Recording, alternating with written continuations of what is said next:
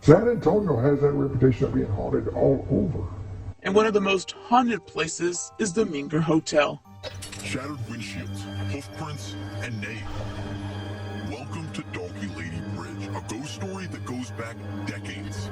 The ghost tracks at the Shane Road Railroad crossing. The school bus stalled on the tracks and was hit by a train. Now they say the children's ghost will push your car over the track to safety. And so I'm looking for a fifth location, and I hear stories of Kremlin, which is on the Riverwalk, right next to the Knicks Hospital. I hear that the place used to be the morgue for the Knicks Hospital. What? So for years now, we've been partying in the morgue.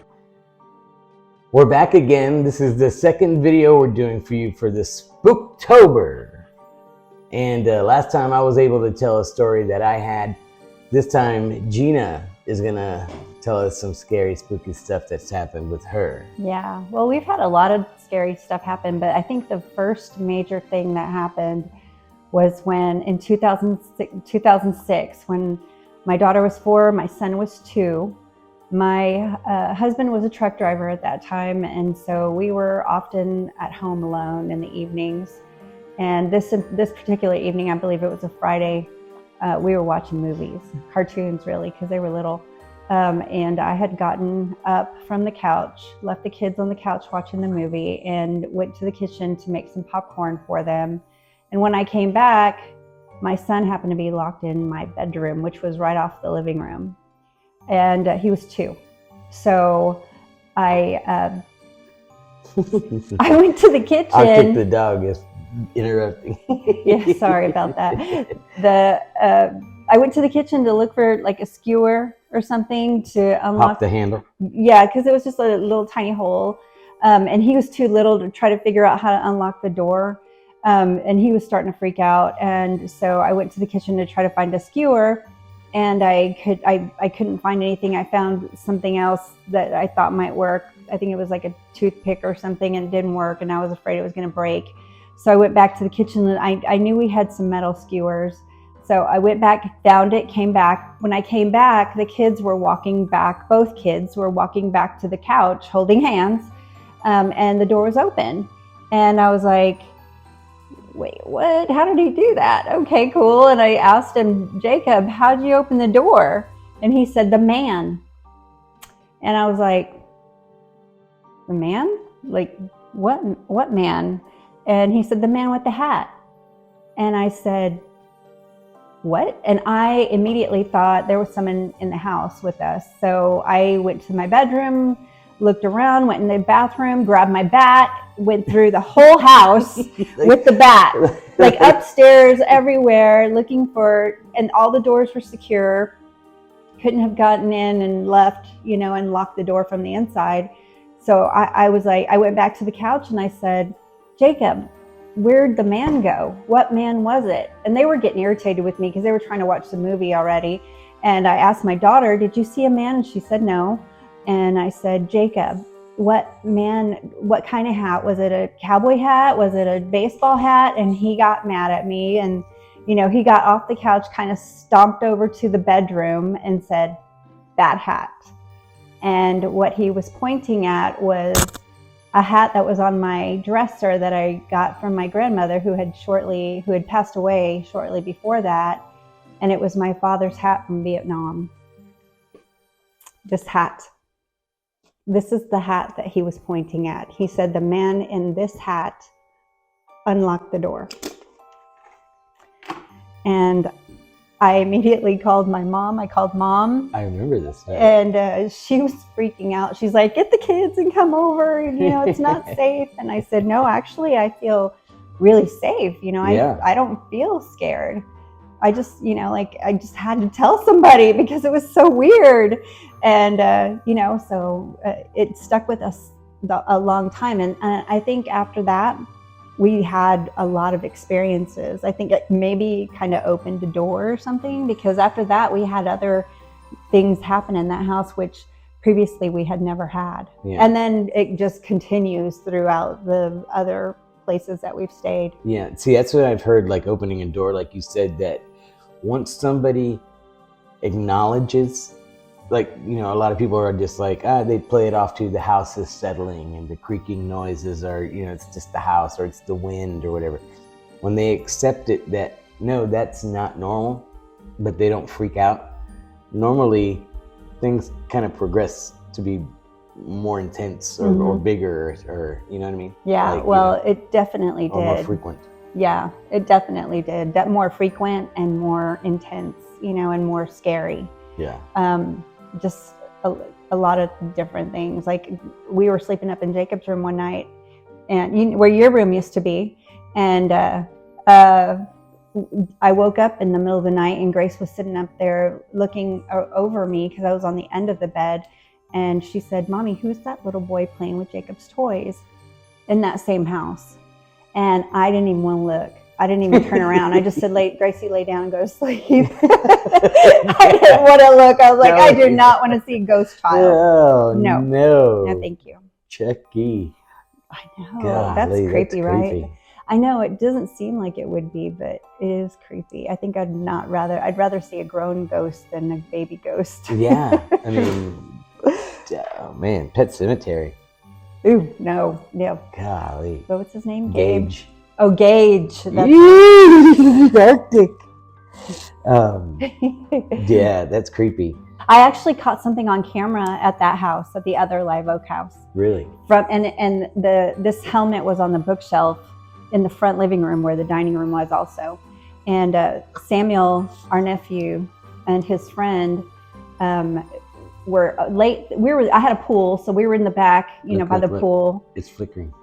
And they'd stayed pretty late, and on their way home, it was kind of late, and they had to drive all the way across to UTSA, which is from Live Oak to the UTSA is quite a long ways, and they were young, and I was a little worried, and so I watched them walk out the door. You can see, and I actually had a camera in my, like right next to my dad's helmet in the living room, and I saw, you could see them leave from the camera inside. You can see them leaving the front door and walking in front of that window, like in the front porch. And from the camera, you see a blue orb fly out of Dad's hat out the front window. And Orbs. I had just said, Dad, make sure they get home okay. Orbs. Yeah, it was an orb. It kind of went like dropped down, then flew up like that through the window. And it was caught on camera. Oh, I wish we had do you have it? No, I don't. Dang. I know, it would have been great. Yeah, I don't have it anymore. And it's funny because I never even noticed it. I was showing a friend of mine the cameras because I work for a security company, and they were interested in getting an alarm system with cameras. And I was showing them, and how the video was and everything. It just like was a couple of days later. And he's like, wait, what's that? And he said, look, there's an orb coming out of that hat. And I was like, really? And he's like, yeah, look. And so he showed me on the video, and we kept it for as long as we could, but then it just got deleted. Oh man. I know. Crazy. I get chills. There's it goes on and on. It goes on and on. So many stories. I remember one time, speaking of the orb, when we were younger, we used to go to Victoria, Texas, because we had some family that were there. And on the weekends, we would help them out. They had a dance hall, like a convention center. On the weekends, they did bingo during the day. And in the evening, they would have Tejano bands that would play and different kind of like little mini concerts. And the place was really big. It was an airplane hangar that they converted into this like a convention center. Mm-hmm. And excuse me, on the weekends, we would come, and on summer, we would spend money. I would spend weeks and weeks and maybe a month or so there. Yeah, us with too. my cousin Bobby, who was about my age, and the family was all boys, and Bobby and I would have been the youngest, and then all the other guys were all big and bodybuilders and the whole nine. Mm-hmm. And then Carmen, the one sister, and Robin. Mm-hmm. And they would take us to Riverside, which was the name of the building, and we'd work during the day cleaning things up and whatever, getting ready for the evening, or be working the concession stand for the bingo. Mm-hmm. And when it was time to go, we would leave. or they would leave and leave us. Mm-hmm. And so there was like, okay, if we want to go home and change, we got to walk. And so to walk home from this, there was two options. We could go through there was a park right next door that had a zoo, little mini zoo in it. But that one was a rough way. Or we can kind of take the shortcut way through the streets. But that way, it was easier, it was faster, but you had to walk through like 8 cemeteries. Yes. Yeah. And one big cemetery. Yeah, and one time we get left there after the dance, and it was like 3 or 3:30 or 4 in the morning, and Bobby and I were like, I want to go, let's go home. So he's like, come on, let's go. It was me and my cousin Bobby, and Bobby's cousin, little Frankie. And we're walking, and it's like Red River is one street, and Bluff, right, is the name of the other street. I think so. And there's a cemetery on each corner. And we had to cut through one of them. And it's creepy enough, being it's nighttime. Yes. Not to mention that it's 3 o'clock in the morning, and it's like silent, like no wind. Everything is just silent. It's quiet. All you can hear is like crickets, you know, and whatever. And as we're walking through, we're trying to be lighthearted and joke and stuff. And we get to one of the plot, and Frankie was like following like way behind. Me and Bobby were like right next to each other, and Frankie was following a little bit behind. And then he stops and says something like, look at the name on this headstone. And we turn around and look, and I forget the name, but right when we said it, we all laughed. And at that time, a crash of thunder, like the loudest thunder, pop, bam, right above us, to the point where, and no flash of light or anything, but we all like jumped up and freaked out, like, wow! Oh my gosh, you know, you never told me this story. Yeah, horror. It was so scary. And then, so we all look at each other and we're like freaking out, but we start laughing and we start taking off, and we turn around because Frankie again, Slowpoke Rodriguez, is following behind, and we look back, and Bobby and I both see, or I remember seeing anyway, I don't remember if Bobby sees it or not, but a light, like you know when you stare at a light bulb and then you look away and it's like a blue or a green tracy thing that eventually fades away. I was seeing that behind him when I was looking at him, and I was like, but it was not going in front of him, it was like behind him, so you could definitely see, like, it wasn't my eyes, it was behind him, and it was like a light, like just like that, like a light orb type of flashy bulb thing, and it was, but right there where that headstone was. Wow, that's crazy. And it's scary. I remember I just said, let's go, or whatever. We just all, for whatever reason, we started running, or maybe I think it was another crackle we heard up there, like here comes another one, and we all get out of this. We have a long way to go. Yeah, and so we ran, but that was my first and I didn't even realize that it was an orb. Yeah, until years and years and years and years and years later, when orbs were on TV, people talking about orbs, and I'm like, I seen one of those, not knowing what it was. I thought it was my eyeballs. You never told me that story. Yeah. Well, that's a perfect segue into, because I have a story about Victoria Park also. Okay. And it's pretty creepy. Like this like really freaked me out for years. Like even to this day, it freaks me out because this is a legend that we grew up with as kids, La Llorona. La Llorona. La Llorona. And so this story was also in Victoria Park in like, I guess it was east of the convention center just a little bit. The park kind of went around and in front of the convention center, and these roads. And on Sundays, you know, just like at every park back then, I don't know if they do it anymore, but back then we used to cruise the park. And we were cruising the park, and I had a Toyota Celica Supra red, and it was my sister and I in the front seat, and my cousin Ada in the back seat with my brother-in-law Paul, and my little nephew Polly was a baby. And I don't know what, something spooked me or something, and I got distracted, and I wrecked in the park, right by the river. And I messed up my car, and my sister hurt her arm. So we were all upset, and we got in the car. We went to the hospital so my sister could get her arm checked, and then we went home, and we were still freaking out. I was very, very anxious about it. And I told my sister that I wanted to go back to the park and go back to that spot and see what it was that freaked me out. And I don't even know why. It just happened, and I can't even explain what happened. I wrecked my car, and I don't even remember why. It was a Toyota Supra, right? A Toyota Celica Supra, a red one. Yeah, it was a very nice little sports car at that time. And so we all went back. It was me and Janie and Paul, and that's it, just the three of us. And we went back to the park, to that spot, and it was dark by then. And we turned the lights on. Paul was driving, and Janie and I got out of the car, and we were just walking in front of the car, walking in front of the headlights. And I was really upset, because my car got messed up. And I said, oh, so stupid.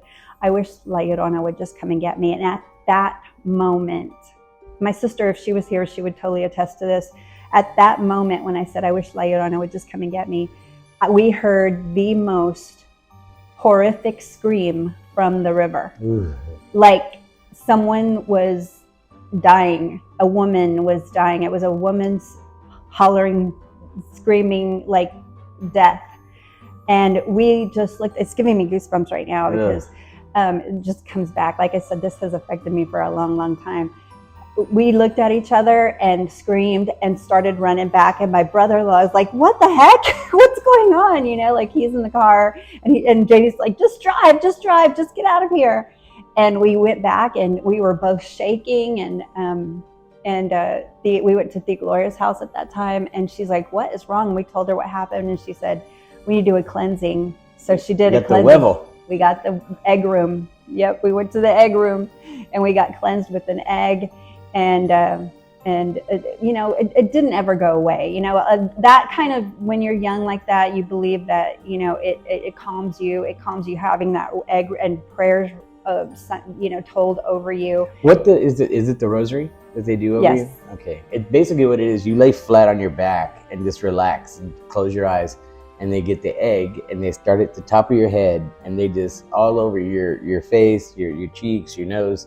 And as they're doing the rosary, they're like kind of just rubbing the egg all over you. They're putting little crosses. They're putting little crosses all over you, and they don't necessarily have to do the rosary. They can just be praying. Okay. And so she did that to Janie and I, and everything was fine. But that never left me. That stuck with me, and I was convinced that it was La Llorona. When they broke the egg. When you looked at it, what did you see? Okay, so everybody does the egg different, that's the part of the Mexican culture, and it varies from family to family. But in our family, with my Tia Gloria, you you can either put it in a frying pan, because we're trying to get the susto, or the thing that scared you, out of you. And with the egg, it's supposed to go into the egg. And so you can either put it into a frying pan, and if you put it in a frying pan, it's supposed to make the shape of the thing that scared you. Or you can just drop it in a clear glass of water, and it's supposed to do the same thing, kind of make the shape of whatever it was that gave you the susto, the scare. And mine, when she did it, what looked like a dress. No. The white part of the egg made like a long the dress. Long, creepy dress that La Llorona would be Yeah. wearing. Yes. Yeah.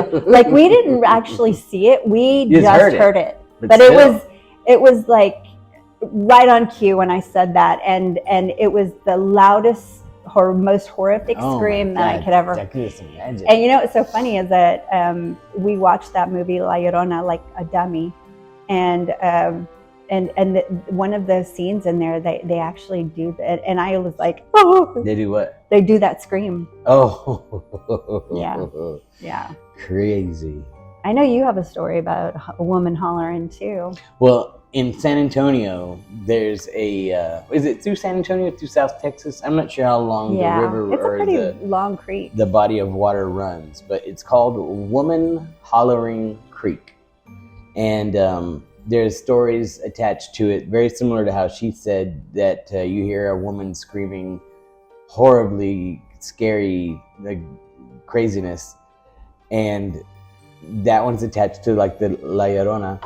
And then there's another version that said it was like the frontier times. What dates would that be? Like the 1700s, 18th century, 17th, or early 20th century? 18th or early 19th. Late, No, not 19th. Late 1800s, early, Yeah.